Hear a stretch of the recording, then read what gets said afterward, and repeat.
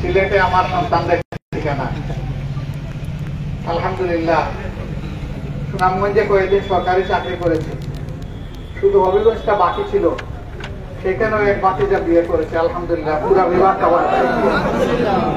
আপনারা সবাই কেমন আছেন? আলহামদুলিল্লাহ। আমি দুঃখিত, আমি আলহামদুলিল্লাহ ভালো আছি।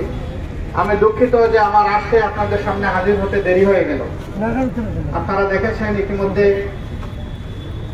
বৃহত্তর নোয়াখালীর ফেনী, লক্ষ্মীপুর এবং নোয়াখালী এই তিনটি জেলা, কুমিল্লা জেলা, ব্রাহ্মণবাড়িয়া জেলা, এই কয়টা জেলা বেশ ভয়াবহ বন্যার চূড়ে আছে।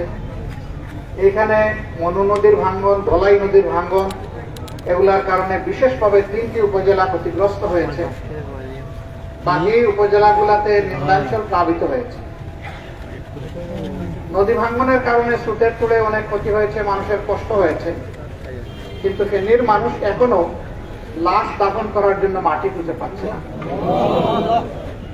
আমার বিবেক তাদের কাছেই আমাকে নিয়ে গিয়েছিল সর্বপ্রথম। আমি যে তাদের সকল দুঃখ দুর্দশা আমার হাতে করে তুলে নিয়ে আসতে পারেছি বিষয়টা এমন না।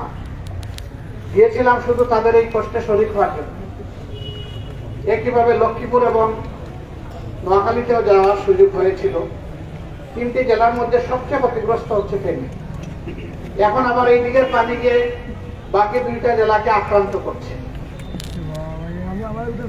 কুমিল্লাও গোমতী বাঁধ থেকে তাদেরকে ভাসিয়ে দিচ্ছে, আবার ডাকাতিয়া নদীও বন্যার ভয়াবহ বন্যার সৃষ্টি করেছে। এবার আসলাম যেমন আল্লাহ তাআলা দরজা খুলে দিয়েছিলেন বৃষ্টির জন্য, ভারতও আমাদেরকে একই সাথে সব পানি ছেড়ে দিয়েছিল ভাসিয়ে দেওয়ার জন্য। ভারত আমাদের প্রতিবেশী রাষ্ট্র। আমরা 53 বছর ধরে শুনে আসছি ভারত আমাদের ঘনিষ্ঠতম বন্ধু, কিন্তু এবার তারা পানিটা ছাড়লো, আমাদেরকে একটু বললো না যে আমরা বাধ্য হয়ে পানি ছাড়ছি, আপনারা একটু সতর্কতা অবলম্বন করুন। এটা কিন্তু শিষ্টাচার, প্রতিবেশীর শিষ্টাচার, এবং এটা জেনেভা কনভেনশনের একটা অংশ।